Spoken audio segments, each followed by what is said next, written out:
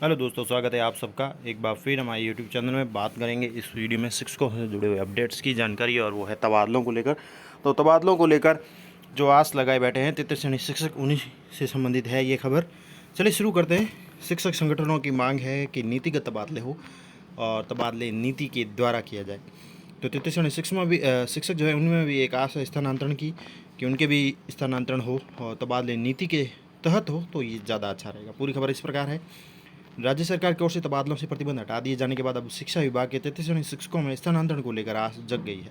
शिक्षक संगठन इन दिनों एक राय होकर जल्द से जल्द नीतिगत तबादलों की डिमांड कर रहे हैं। जबकि प्रदेश में भाजपा सरकार के समय 33 श्रेणी शिक्षकों के तबादले हुए थे, उसके बाद तबादले अभी तक नहीं हुए हैं।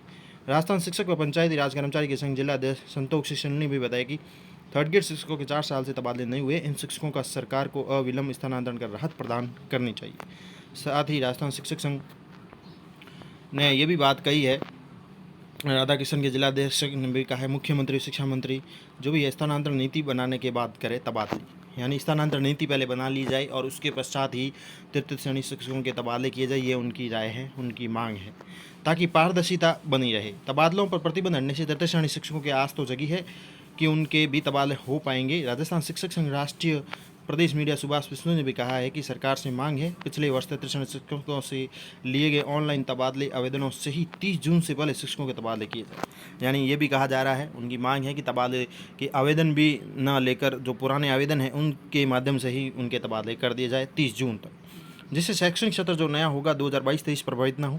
उल्लेखनीय है कि राज्य सरकार व शिक्षा विभाग के लिए सदैव तृतीय श्रेणी शिक्षकों का स्थानांतरण करना सबसे बड़ा टास्क रहता है। इसी से ये तबादले जो है आसानी से नहीं खुलते हैं और ना ही हो पाते हैं। इसके साथ ही तबादलों को लेकर जो खबर है कि तृतीय श्रेणी शिक्षकों के तबादलों पर अभी तक निर्णय नहीं है। तबादला नीति भी ठंडे बस्ते में ही है। तबादलों पर असमंजस है और 1 लाख शिक्षक गाइडलाइन का भी इंतजार कर रहे हैं। अब शिक्षा विभाग क्या निर्णय लेती है ये तो आने वाले समय में पता चलेगा। सरकार ने तबादलों से प्रतिबंध हटा दिया है, लेकिन शिक्षा विभाग में 1 लाख तृतीय श्रेणी शिक्षक असमंजस में। कारण ये है कि विभाग में नई नीति से तबादले करने की घोषणा की गई थी, लेकिन अभी तक नीति का तो कोई अता पता नहीं है। इसके चलते विभाग ने अभी तृतीय श्रेणी शिक्षकों के तबादलों पर निर्णय नहीं लिया है। शिक्षकों के असमंजस मन में ये है कि तबादले होंगे या नहीं होंगे। इससे पहले 2018 में जो बीजेपी सरकार थी उस समय तृतीय श्रेणी शिक्षकों के तबादले किए गए थे। साल 2021 में भी तबादले के लिए आवेदन खोले गए थे। लगभग 85,000 शिक्षकों ने आवेदन भी किए थे।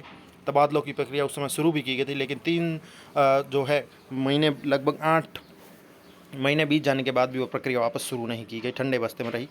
3 साल बाद डाक जोन में कार्यरत शिक्षकों से भी आवेदन मांगे गए हैं। राज्य से करीब 85,000 शिक्षकों ने जो आवेदन किए थे, लेकिन 9 महीने, लगभग 8 महीने होने के बाद भी तबादले की शिक्षक मांग ही करते रहे, लेकिन उनकी मांग पूरी नहीं हो पाई।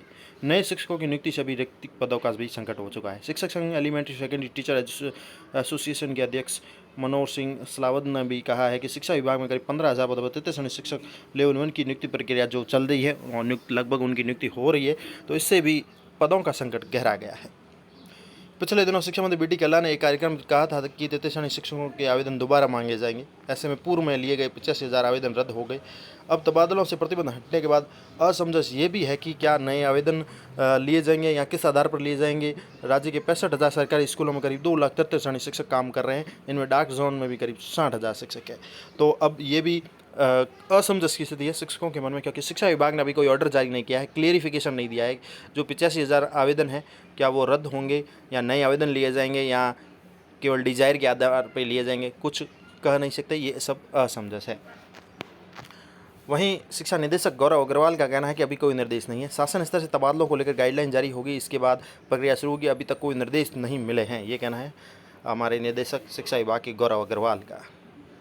तो ये महत्वपूर्ण जानकारी थी तबादलों को लेकर आप सभी के लिए। आगे भी अपडेट्स मिलते रहेंगे। जैसे ही अपडेट मिलता है हम आपको वीडियो के थ्रू ज़रूर अपडेट करेंगे। धन्यवाद।